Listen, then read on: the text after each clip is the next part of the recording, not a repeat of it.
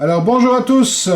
Bien sûr, ici on rentre dans un nouveau chapitre de cette construction de bassin.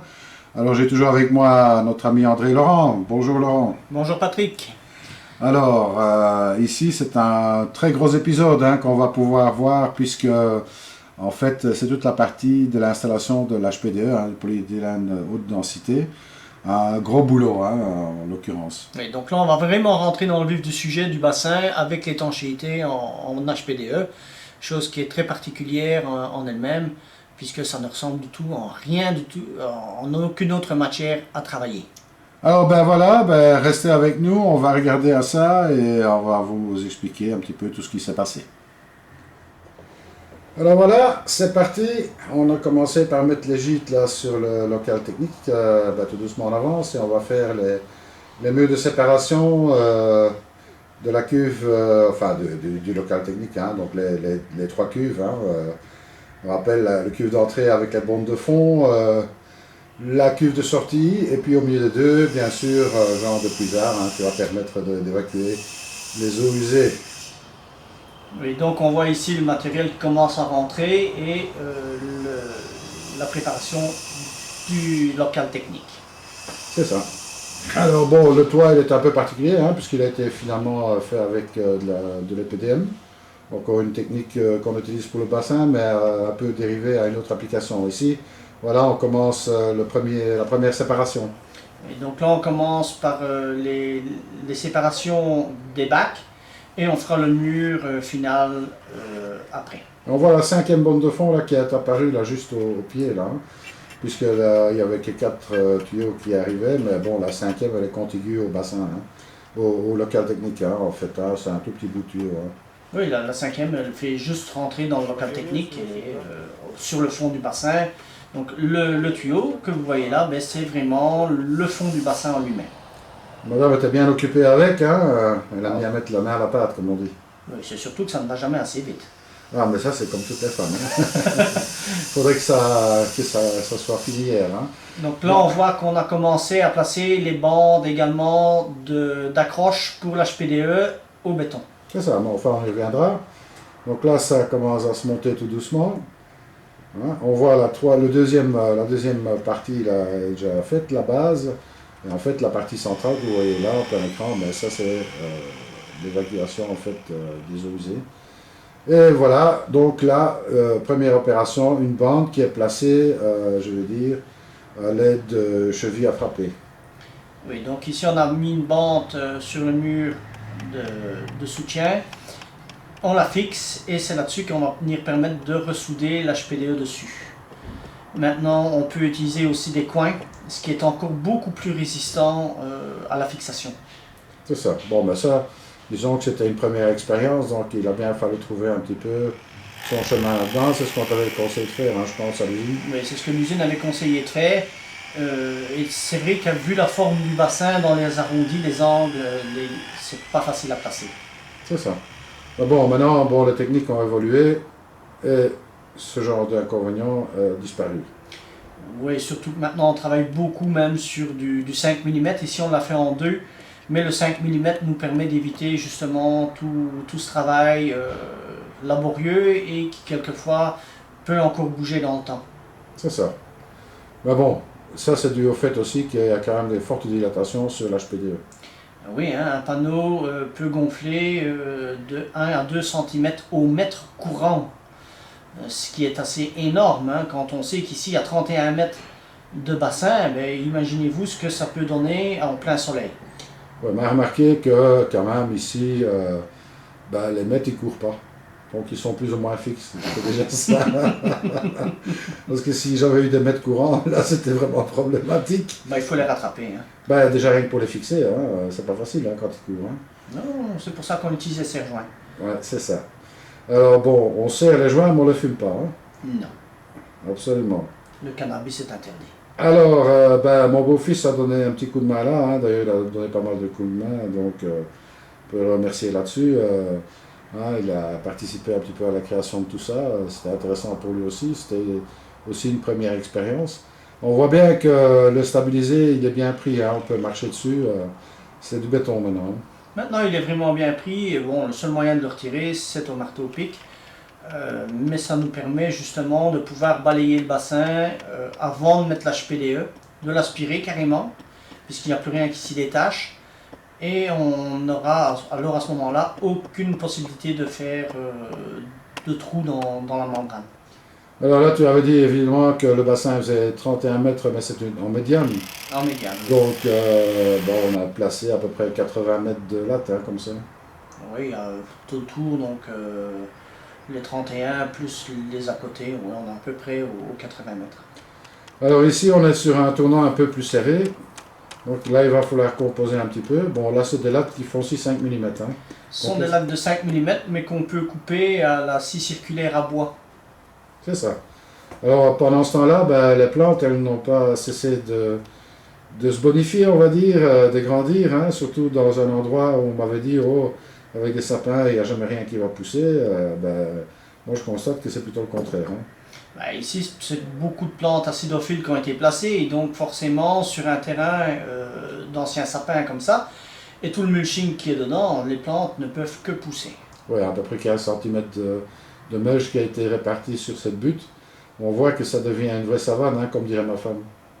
Là, ça pousse. Bon, maintenant, à un moment donné, il va falloir tailler. Hein. Oui, mais bon, là, on est à des plantes qui ont à peine un peu plus d'un an. Hein, donc, il faut un peu de patience, il faut que ça se bonifie, il faut les laisser faire un petit peu, bien s'enraciner, etc. Donc, voilà, c'est une petite parenthèse sur les plantations, parce que bon, ben, un beau bassin, c'est jamais qu'un beau bassin s'il est dans un beau jardin et inversement. Mais le bassin doit s'accorder justement à l'environnement qui alentoure. Maintenant, faire un beau bassin sans l'environnement, ça n'a pas vraiment d'intérêt. C'est ça. Alors ici, on voit qu'il y a un petit souci là, parce que bon, on a vraiment une courbe très serrée. Alors il va falloir ruser un petit peu. Mais le meilleur moyen, c'est de placer la bande devant pour voir les angles des blocs et les tracer. Et ensuite, on peut faire des entailles dans la bande sans la couper complètement, afin de la croquer. C'est ça. On va faire du biseautage, hein, de telle manière à ce que bah, on peut donner des courbes vraiment avec des rayons très courts. Hein. Donc c'est le seul endroit où on a dû faire appel à cette technique. Hein. Tout le reste était relativement facile. Mais les grandes courbes et tout ça, il n'a pas fallu biseauter. C'est vraiment que pour cette petite prépondérance, on va dire, protubérance, pardon, qu'il a fallu faire ce genre d'action. On fait ça à l'aide d'une petite machine, hein, qui est une petite machine à bois. Oui, c'est une petite scie à bois portatif, hein, donc c'est avec ça que ça se coupe le mieux. Si on utilise une disqueuse, le seul problème c'est que ça fond la matière, donc ça la coupe, mais ça en remet en même temps. Donc ça ne fonctionne pas, tandis qu'un lame à bois permet justement de couper et d'éliminer la matière en même temps. C'est ça. Alors ici on va faire les entailles. Hein. Bon, c'est pas très compliqué à faire non plus. Hein. Non, le tout est de bien régler la hauteur de lame afin de ne pas passer à travers la plaque. Absolument. Et puis après on va s'appliquer à mettre ça en place. Et ça va épouser parfaitement la courbure. Là, ça va suivre vraiment les blocs. Bon, on va dire que c'est un petit jeu de patience. Ben, il faut exactement prendre le temps qu'il faut afin que ce soit bien fait, puisqu'on n'aura pas non plus l'occasion de les replacer 50 fois. Donc une fois qu'elles sont mises et qu'on va commencer à souder l'HPDE dessus, on ne pourra absolument plus les bouger. Donc il faudra le faire du premier coup. C'est ça. Donc, toujours bien le placer, vérifier ce que l'on a fait. Si les entailles ne sont pas à la bonne place, ben, tant pis, on change de latte et on recommence. Voilà. Mais bon, il n'a pas fallu recommencer. Non, ici ça a été fait du premier coup. Vous voyez, ça se plie beaucoup plus facilement maintenant. Maintenant, on sait lui donner vraiment les angles de la maçonnerie. Oh, c'est comme du PVC, hein, je veux dire. Hein, il faut un petit peu l'aider à se mettre en place. Le meilleur moyen maintenant pour le mettre en place, c'est de le chauffer. Alors bon, c'est une technique évidemment que je ne conseille pas de faire pour quelqu'un qui ne l'a jamais fait. Déjà pour commencer, il faut pas mal de matériel, même si c'est possible de l'avoir en location. ça requiert quand même certaines compétences au niveau exécution. Et évidemment, même avec une machine en location, la machine en elle-même ne fait rien du tout. Si on n'a pas les bonnes températures, si on n'a pas la manière de le souder, mais toute soudure que l'on va faire, une fois qu'elle sera refroidie, va totalement se défaire. Donc il faut vraiment savoir à quelle température et à quel moment il faut le souder.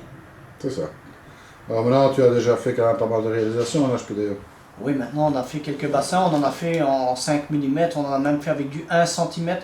On a déjà fait des cuves de filtration carrément chez les clients. Comme ça nous permet de faire des cuves sur mesure, bien évidemment, hein, c'est beaucoup mieux. On s'est adapté exactement à la demande et au volume du bassin et surtout au volume des poissons. Pas le volume de poissons, au nombre de poissons. Au nombre de poissons, surtout par rapport aux excréments qu'ils produisent. Donc on sait gérer la pollution complète du bassin en faisant des cuves sur place à dimension voulue. Alors, une des grandes caractéristiques de l'HPDE, peut-être, c'est que, bon, il n'y a rien qui adhère là-dessus. Non, il est tellement lisse que les algues ne s'y accrochent même pas, même le calcaire ne s'y accroche pas. Quand on a un léger dépôt dessus, un simple coup de brosse douce et tout est parti. Donc comparativement à un polyester qui lui va encore accrocher les algues et tout ce qui s'ensuit, l'HPDE, rien du tout ne vient venir tenir dessus. Il faut bien se dire qu'aucune colle ni même aucun silicone ne vont réellement s'attacher à l'HPDE. C'est ça. Alors, bon, il n'y a qu'une seule façon de fixer quelque chose sur l'HPDE. C'est de la soudure ou un joint avec des vis. C'est ça. Bon, mais encore là, c'est pas vraiment toujours une bonne chose. Et encore, je préfère relativement la soudure au joint. Alors là, ben voilà, encore un petit coup d'œil sur les plantes, hein, puisque bon, le temps avance, la saison avec. Donc, ben, tout ça, ben, c'est assez satisfaisant. Pour l'anecdote, ben, la haie que j'ai plantée là au-dessus, il a fallu que je la plante à la baramine. Hein. Vous avez vu qu'il y avait un peu de caillasse dans le terrain. Mais ce n'est que ça, hein. Il n'y a presque pas de terre ici, donc c'est même très difficile à choisir des plantes qui vont réellement pousser dans le jardin. Ben, alors pourtant ça pousse, hein, la preuve en est. Oui, c'est parce qu'on a fait un bon choix de plantes surtout. Il y en a certaines qui sont venues toutes seules. Hein. Madame voulait une petite fontaine, bon, on lui a mis une petite fontaine. Hein. C'est juste une garniture, hein, donc ça rentre dans le décor. Absolument. Alors ben, le décor, il va souvent un petit peu dépasser la fontaine d'ailleurs, il faudra être assez sévère pour maintenir la fontaine visible parce que bon, croyez-moi que ça pousse. Hein. Alors quelques anémones là ici, c'est sympa toujours cette plante-là, moi j'adore, des anémones du Japon. Et puis voilà, avec un mélange, hein, l'option a été choisie de planter densément justement pour limiter un petit peu l'entretien et d'avoir aussi une bonne biodiversité, ce qui permet de ne pas utiliser de produits, etc. Quoi, voilà. L'avantage en faisant ça aussi, c'est qu'on a une floraison qui est espacée sur toute la saison.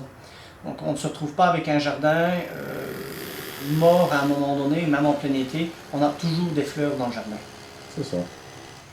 Alors oui, pas toujours là où on voudrait, hein, parce que madame voudrait des fleurs partout, tout le temps, mais ça, c'est pas trop possible. Enfin, il y avait l'option aux plantes en plastique, remarque. Oui, on aurait très bien pu. Les plantes artificielles sont très belles, hein. Oui, mais enfin, bon, c'est pas la même chose. Hein. Ça pousse pas de la même manière. C'est là à la croissance. Ah là là, ben voilà, ça rappelle de bons souvenirs. Et là, on avait déjà mis les couvre-murs, là, mais bon, ils sont pas encore maçonnés. Hein. Non, on a placé tous les couvre-murs pour commencer à sec, comme ça, si on a une modification à faire, on sait la faire largement sans tout casser. Hein. C'était beaucoup plus simple de travailler comme ça. Je préfère toujours placer pour commencer, voir ce que ça donne, et ensuite on fait seulement le placement final. Et puis comme il y a des lanternes qui sont placées sur ces pierres bleues, en fait, il a fallu d'abord les percer, etc. aussi. Hein. Donc il fallait percer exactement au bon endroit, donc il fallait placer les pierres afin de déterminer là où les câbles ressortaient exactement. C'est ça. Alors, là aussi, c'était un petit travail de préparation, hein, mais bon, hein, après, ça n'est plus que du plaisir quand il ne faut plus que pousser sur un bouton pour les allumer. Ouais. Alors, les hydrangea, ben, là, il a fallu le temps, mais bon, après 3 ans, ils ont quand même su se développer de manière spectaculaire. Il y a quelquefois certaines plantes qui mettent un petit temps d'adaptation, mais elles finissent généralement par reprendre correctement. Et alors le développement devient très rapide. Hein. Absolument. Après, il faut sortir les outils pour tailler dans tout ça. On voit, il y a des papillons, il y a de la vie qui s'installe là-dedans. Un peu de la vie, il y a de la vie. Hein. De toute façon, c'est aussi un des plaisirs du jardin, c'est de pouvoir observer un peu la faune qui va se développer. Et le biotope est complet, hein. Donc on a des insectes jusqu'aux oiseaux, en passant par tous les nuisibles également, mais ça c'est inévitable dans un jardin. Et les chats, puisque bon, c'est quand même une autoroute à chat, il faut bien le dire. D'où l'idée de ne pas mettre trop de gravier. Ah, ça y est, on a commencé à placer maintenant la membrane. La membrane. Alors bon, là, il y a quelques mètres carrés de membrane à placer. Hein. Et donc il faut pour commencer placer la membrane en partant du dessus, donc on la fixe à la latte qu'on avait placée au préalable. Et ensuite, il faut faire tout le tour du bassin avant de commencer à encoller les membranes entre elles. Ce qui permet de voir exactement là où on a du jeu pour revenir les repousser, pour avoir la membrane la plus plate possible au final. Absolument. Donc on voit que la membrane épouse la forme qu'on avait inclinée dans le fond, dans le stabilisé. Et c'est là où c'est important de faire un stabilisé à la base qui est correct. Si on fait un stabilisé qui n'est pas droit, on ne saurait pas placer la membrane correctement. C'est ça. Alors bon, donc avantage de cette technique, c'est que c'est une technique sans pli.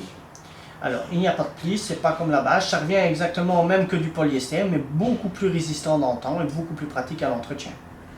Ouais, parce que bon, on peut dire, oui, les algues ne s'y attachent pas. Hein, on va dire que c'est du blabla commercial, mais bon, moi j'ai pu le vérifier. Hein. Donc, des petites algues filamenteuses qui ont commencé à pousser, là, genre 1 m, 1 m 50, pas plus. Hein, un petit coup de balai, et hop, et c'était parti. Ça, c'est vraiment le côté très agréable de ce produit. Hein. Donc oui, évidemment, il y a toujours le côté commercial qui est là, mais moi je ne cherche pas vraiment le côté commercial, je recherche plutôt le côté pratique pour le client. Dans mon optique, un bassin ne doit pas être un calvaire à l'entretien. Donc un bassin doit tourner le plus facilement possible et de lui-même. Sinon, n'importe qui va être dégoûté de son bassin après quelques années. Alors là, évidemment, c'est un petit peu un travail de patience hein, pour ajustement de ces différentes parties. Voilà, il faut vraiment bien accorder tous les panneaux les uns aux autres avant de les encoller. Hein. Donc ça prend énormément de temps. Et comme on voit ici, là, la matière est occupée à chauffer au soleil. Donc on voit comment la matière réagit. C'est pour ça que vous avez des bulles sur le côté. Bulles qui disparaissent une fois que la matière refroidit ou qu'on la met sous eau. Alors là, il faut remarquer qu'on n'avait pas choisi les bons jours pour faire ça. Non, là, il faisait 35 degrés à l'ombre. Hein. Ouais, alors ça c'était à l'ombre, mais bon, dans le trou, à mon avis, il faisait un peu plus que 35 degrés. Hein. Et surtout que c'est une matière qui est noire, donc elle absorbe énormément les rayons ultraviolets du soleil et elle réagit énormément avec. Donc là, on voit qu'on commence à chauffer la matière et à l'aide d'un rouleau, on colle les deux matières ensemble.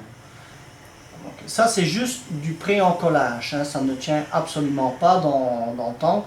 Même si on arrive à le rendre étanche comme ça, on pourrait le faire étanche ainsi, mais ça ne tiendra jamais dans le temps. C'est ça, donc on va dire qu'on exécute cette opération qui est en fait une préparation à la soudure définitive.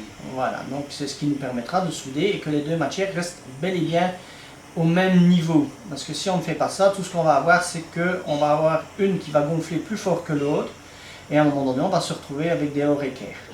C'est ça. Alors, bon, tout ça, ça demande un peu de patience, hein. Ça n'est pas exécuté en 2 minutes. Non, il faut le temps, hein, pour en coller. Il faut bien se dire que l'encollage va plus vite que l'extrusion, mais ça prend quand même pas mal de temps. Il faut bien relier toutes les membranes entre elles. Quand on en superpose que 2, ça va tout seul. Quand on en superpose une 3e, ça prend beaucoup plus de difficultés. Alors là, on voit réellement l'extrusion. Donc la différence entre l'encollage et l'extrusion, c'est que l'on fond les deux parties extérieures de la membrane et on rajoute de la matière fondue en même temps avec. Donc on obtient vraiment un encollage là qui est définitif. Là, c'est du soudage complet. C'est ça. Alors bon, il y a quand même certaines restrictions, puisque bon, il faut le faire à la bonne température, déjà pour commencer, puisqu'il faut fondre de la matière en plus. Hein. Donc c'est un cordon qui se met en plus dans la machine.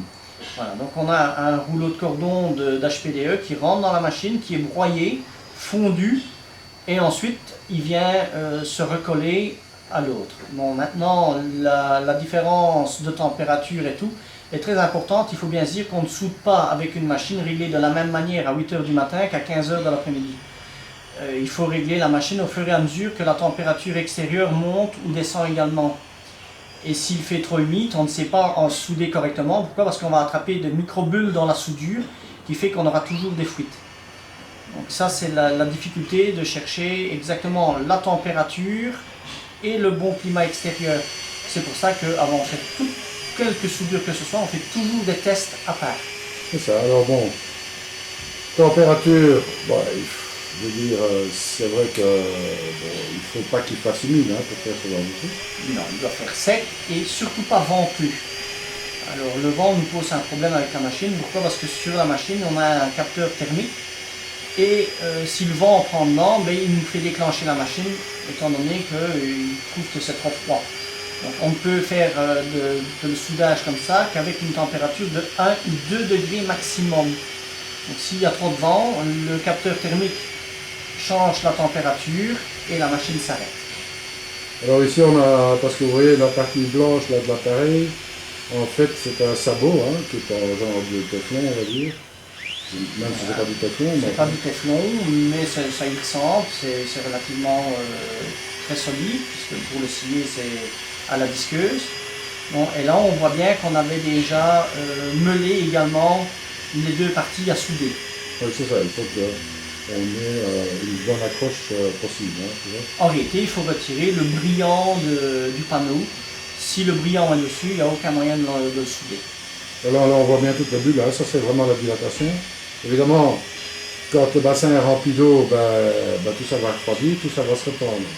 Voilà, donc là on a la réaction de l'HPDE au soleil. Donc, quelquefois quand on fabrique un bassin, les clients ont tendance à dire « Oh, il y a des grosses bulles » ou « Il y a des gros écarts sur les côtés ». Mais non, en réalité quand il est plein d'eau, il se remet totalement à sa place et on ne voit plus rien. C'est ça.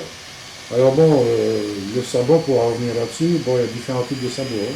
Donc on a 3 sabots. On a un sabot plat pour faire les fonds. On a des sabots de coin intérieur et un sabot de coin extérieur. C'est ça. Tout ça, bon, c'est aussi une question d'habitude. Hein. Il faut toujours bien choisir le côté à souder. Hein. Donc je préfère travailler avec un sabot intérieur qu'un sabot extérieur. La soudure sera beaucoup mieux faite qu'un sabot extérieur.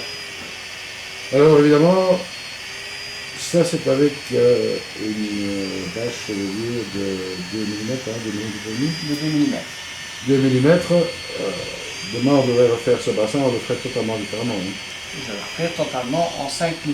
Donc ce serait des panneaux rigides carrément et non plus de la bâche comme ça. Alors les panneaux rigides me permettent de faire absolument n'importe quelle forme à condition de les chauffer. Donc on utilise un canon à chaleur à 800 degrés. On place le panneau devant et ça nous permet de le former exactement à la forme de ce que l'on veut. C'est ça. Bon, ça c'est une technique que tu as dû apprendre par la suite. C'est une technique que j'ai apprise par la suite dans l'atelier en faisant des essais. Voilà. Donc ça prend aussi du temps pour acquérir l'expérience qu'il faut pour travailler sur le matériel. Mais quelquefois on nous demande des formes assez bizarres, donc on en voit une ici. Il n'y a rien à faire quand on veut le faire.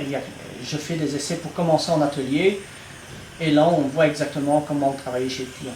Alors bon, des formats un peu bizarres, je suis content, mon épouse n'est pas là pour reprendre ça parce que sinon tu risquerais d'attraper des casseroles sur la tête. Hein. C'est elle qui a choisi. Hein. On voit bien que ça a été bien poncé, hein, d'ailleurs on fait ça avec une meuleuse d'angle. Un disque à meuler avec une meuleuse d'angle. C'est ça, donc disque d'ailleurs qu'il faut remplacer régulièrement. Oui, étant donné que la matière fond sur le disque, ça chauffe et ça fond dedans, donc le disque ne ponce plus rien. Alors je suis en train de couper un tuyau, même si je ne me souviens plus très bien pourquoi, mais enfin c'est pas grave. Je pense que c'est un des tuyaux qui sert pour les retours d'eau dans le bassin. que l'on va souder directement dans la membrane également. Ah oui, parce qu'il y a 6 retours hein, qui doivent être placés et 5 bandes de fond. Alors on verra un peu plus tard comment est-ce qu'on procède. Alors les bombes de fond c'est différent, mais pour les passe-parois, on va le voir ici, on troue à travers l'HPDE et là on sait carrément venir ressouder un tuyau en HPDE également, ce qui fait qu'on n'a même pas un passe-paroi, on a une soudure nette et propre à l'entour du tuyau. Ici on voit le travail à la meule donc c'est mon beau-fils qui fait le travail là et en définitive vous allez voir un peu plus loin qu'il n'a pas choisi le bon jour non plus pour le faire parce que bon, il ne va pas en sortir tout à fait indemne de cette aventure là. Bon, pourtant il n'a pas été dans une mine, hein, mais il faut dire que le plastique est assez statique. Hein. C'est statique, plus la transpiration, ça colle bien. Ça colle bien et le problème c'est que c'est chaud quand ça atterrit sur soi. Hein. Oui, surtout ce jour-là, parce que bon, à plus de 30 degrés. Bon. Et au final, je ne sais plus combien de temps on a mis pour faire la couverture complète, mais ça a été relativement vite quand même. Je pense qu'on a mis 3 jours pour le faire. Donc, 3 jours, vu la taille du bassin. Bon, généralement, je suppose que ceux des bassins de taille, je veux dire, ceux de normal, c'est fait relativement vite. En général, on arrive à faire le bac en 2 jours. Voilà. Ça nous permet la pose des panneaux et ensuite la soudure le lendemain. Mais ça avec du 5 mm. Avec du 5 mm. Donc c'est quand même différent de ce qui a été fait ici. Et suivant les formes également, quand on part dans des formes non régulières, ça nous permet aussi également quelquefois de faire le fond en stabilisé après avoir placé les panneaux latéraux. C'est ça. Donc on peut gagner en vitesse de placement et en facilité. Alors ben voilà, il a de plus en plus chaud, hein, le beau-fils. Là, la journée s'avance, le soleil est de plus en plus haut également. Hein. Donc on voit vraiment que tout est en train de chauffer et il faut aller de plus en plus vite pour les souder. Ça brille. Alors, on est sur une matière noire qui reflète énormément la chaleur. Et puis, Oui. c'est d'ailleurs pour ça qu'on commence à travailler le plus tôt possible pour faire les soudures. Ah ouais, c'est dans le truc, il faut mettre des lunettes de protection quand même, parce que ça c'est important. C'est quand même des particules fines hein, qui se lâchent quand on met ça.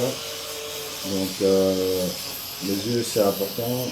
Ah ouais, les petits éclats qui vont se mettre dans les yeux, ce serait dommage. Ici on voit, bah oui, c'était en fait, les tuyaux que j'ai coupés, c'était en fait pour préparer les retours du bassin, des bombes de fond. Vous voyez, on a déjà commencé à carreler, j'ai commencé à carreler là, une partie du local. Vous voyez un trou dans le mur là, ça sera en fait un skimmer qui va sortir là. Donc les murs ne sont pas montés complètement, on est à peu près à mi-hauteur là. Oui, donc on commence par placer les tuyaux et tout avant de continuer le mur. Ça nous permet de travailler beaucoup plus facilement et de ressortir des chambres de filtration aussi plus aisément qu'avec une petite échelle. Hein. C'est ça. Il faut ce qu'il faut, comme on dit. Là, les gîtes ont été placés. Et là, on voit intéressant les 2 tuyaux qui reviennent en fait du bac de la lame d'eau. Donc c'est par ces tuyaux-là que en fait on va pouvoir faire le rinçage de l'eau. Après ça, bon, ces 2 tuyaux-là, bon, on va les mettre en partie fixe.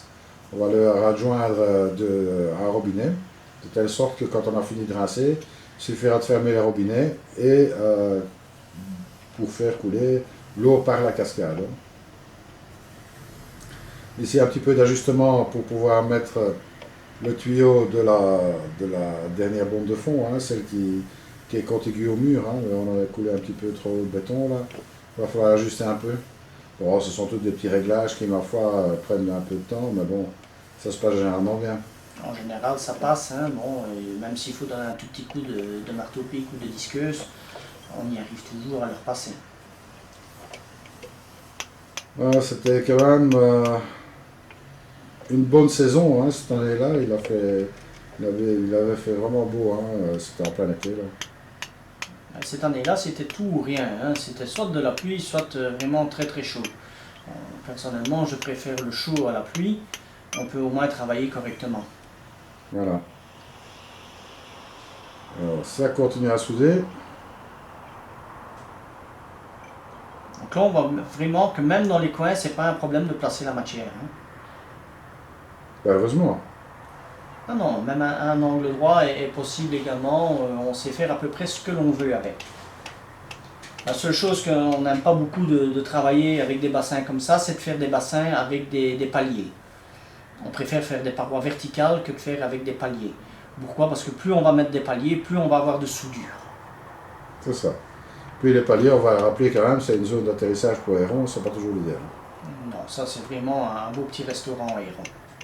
Par contre, ce qu'on peut faire, bon, ce sont des, comment je dis, des bacs qu'on Oui, peut venir souder dessus qui permettront de faire des plantations. Voilà, là on peut faire des paniers carrément puisque l'HPDE nous permet de venir remettre une paroi dessus et on peut faire des paniers à plantes suspendus carrément.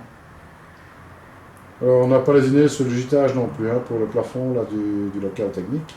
Non, ben, il fallait surtout pas puisque ça va te servir pour plus tard en terrasse secondaire. Exactement. Donc étant donné qu'on va avoir une terrasse et qu'il y aura du poids dessus, ben, il faut mettre les gitages. Là c'est du 18,4 je pense ou du 18,5. C'est ça, on doit pouvoir mettre un éléphant dessus hein, sans problème. Hein. Oui, non, ça passerait. Hein. Ça ne bougera plus jamais étant donné qu'on en a une tous les 40 cm. C'est ça. En plus, après, on a remis des panneaux là-dessus. En OSB, hein, mes souvenirs sont bons. Oui, il a été recouvert d'OSB. OSB Langueté. Et puis après, on a recouvert ça de PDM. Hein. Donc, on n'a pas fait en HPD, celui-là, mais on a fait en EPDM. Ça permettait d'avoir une autre utilisation de l'EPDM. Ah oui, on peut l'utiliser pour faire des plateformes. Donc ici, c'est ce qui a été utilisé. Et ensuite, le PDM, ça nous permet de refaire une terrasse flottante au-dessus. C'est ça. Ce qui a été fait hein, avec des panneaux de coffrage. De réemploi. De réemploi bon, ça donne finalement un résultat qui est assez impressionnant. Je pense que pas mal de gens ont apprécié la terrasse qui a été faite là, lors des journées portes ouvertes, hein, puisqu'on avait fait les jardins ouverts hein, une année. Oui, ça donne assez bien avec des panneaux de coffrage. Au départ, j'y croyais pas trop, mais bon, c'est vrai que le résultat final, il est bon. Bon, ça après, donne quelque chose de totalement différent d'une terrasse en bois classique. Hein. On a fait une belle pente là-dessus aussi. Il ne faut pas d'eau stagnante, hein, donc, sinon on va avoir un problème avec l'OSB qui sera en dessous. On utilise de l'OSB 3 ou 4, mais malgré tout, il faut quand même qu'il reste le plus sec possible. Hein. C'est ça. On voit encore un beau monticule de terre à droite. Hein. Il y aura encore quelques mètres cubes à évacuer par la suite. Hein. Mais il fallait aussi refaire, je veux dire, tout l'aménagement de l'arrière. On a utilisé pas mal de cette terre pour ça. Sans changer les niveaux, bah, vous voyez, on dirait qu'il a été dans une mine à charbon, là, hein, avec ses mains sont bien arrangées, à force de meuler. L'avantage, c'est que ça ne tient pas. Hein. Un coup d'eau et du savon, ça s'en va, mais c'est pas vraiment dangereux, c'est même pas colorant. Oui, il y avait un peu de cailloux, hein, on avait récupéré les plus gros, on va toujours servir plus tard.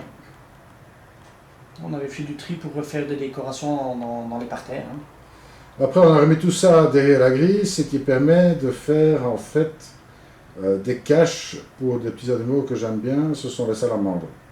Puisqu'il y a pas mal de salamandres, on est devenu une zone de reproduction de salamandres chez nous ici. Ça, c'est les pierres bleues des couvre-murs. Hein. Et là, on a toutes des pierres bleues en 30 cm sur 1 mètre sur 5 cm d'épaisseur. Ça, c'était pour le bassin. Oui. Et puis, on avait des plus petites pour les autres, hein, je ne sais plus quelles. Les couvre-murs latéraux, c'était des 20 cm. C'est ça. Puisque tu n'avais qu'un mur en 14. Voilà, 14, l'ancien mur. Oui. Moi, la partie qui ne s'est pas effondrée.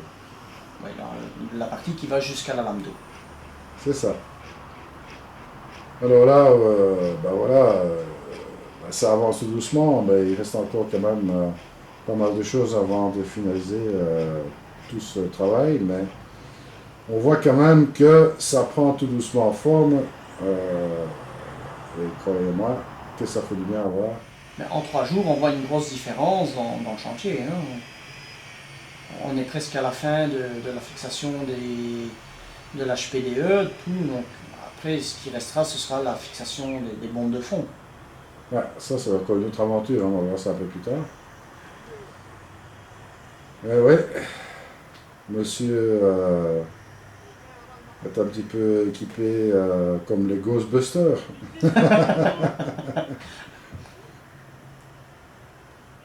Attends, j'y vais, vas-y. Et voilà, prêt à tirer.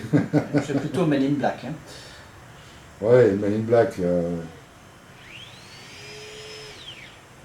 Bah, c'est de bons souvenirs hein, quand même, Laurent.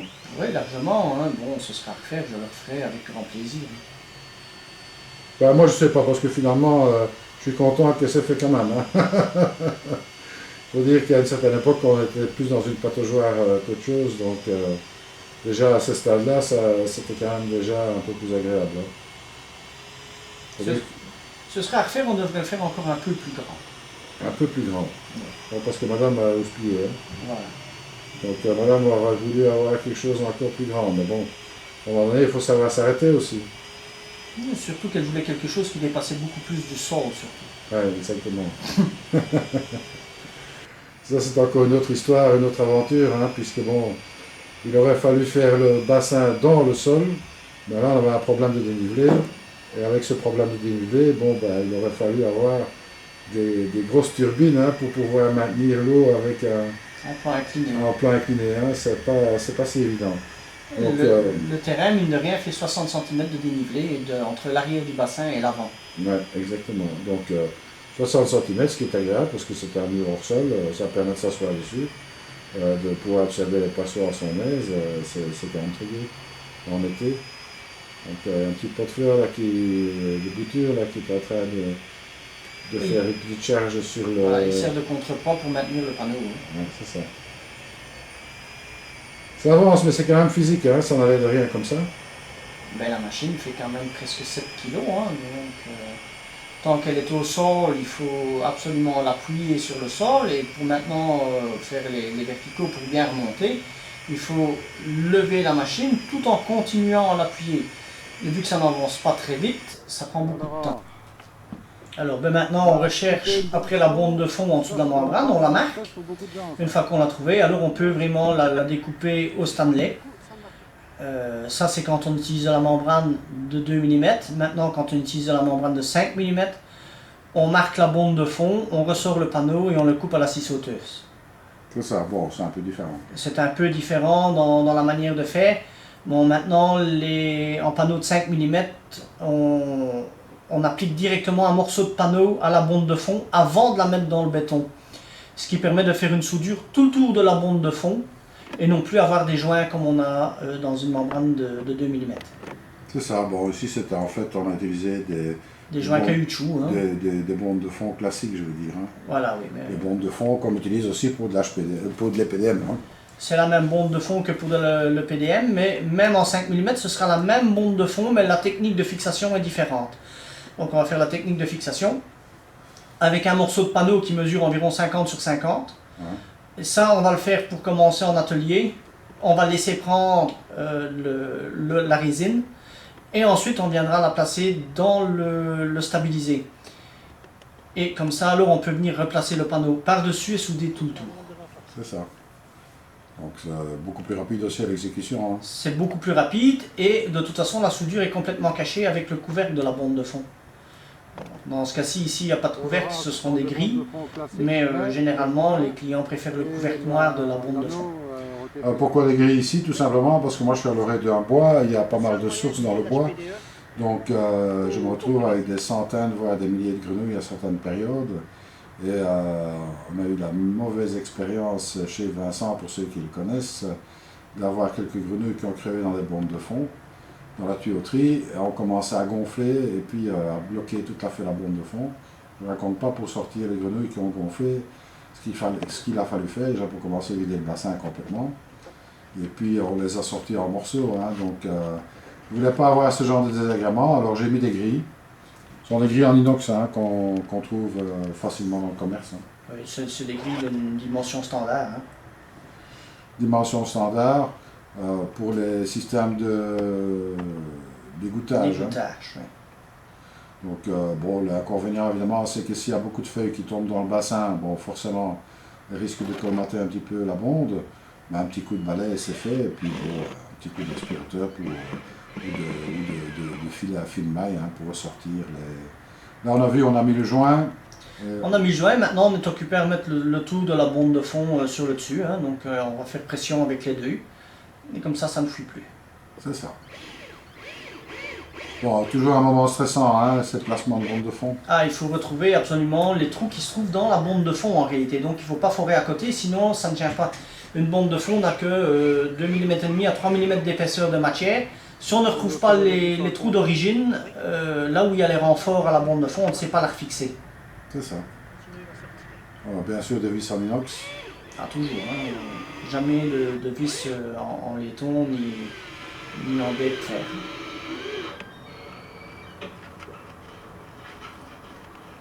Oui, encore une étape de franchie. Voilà, donc ici on en a 5 à placer. Une fois que les 5 sont placés, alors le bassin est prêt à être mis sous eau. Une extrusion tout le tour. Ouais, une extrusion périphérique. Oui. Et une extrusion au-dessus des vis. On va l'extruder. Ben voilà Laurent, donc la bâche est placée. Donc on pourrait mettre sous eau, mais il manque encore quand même quelques éléments, c'est la filtration. Oui, donc là il y a tous les raccords de tuyaux qui ne sont pas encore faits pour la filtration. Si on le met maintenant sous eau, on va avoir un léger problème dans le jardin. On va remplir plus le jardin que le bassin. C'est ça. Alors bon, il va falloir installer maintenant les cuves en fait de filtration. Et pour ça, on a utilisé quelques techniques. Voilà, on va vous montrer tout ça dans le prochain épisode. Il y a encore pas mal de travail à faire avant de rendre ce bassin tout à fait opérationnel. Oui, donc une fois qu'on aura placé toutes les cuves, alors on les reliera. Et là, on pourra seulement le mettre sous eau pour voir ce que ça donne. C'est ça. Alors moi, je vous dis à très bientôt pour le prochain épisode, le placement de cette filtration. Et en attendant, je dis à Laurent à plus tard. À très bientôt. Et surtout en attendant, ne soyez pas sages. Salut à tous.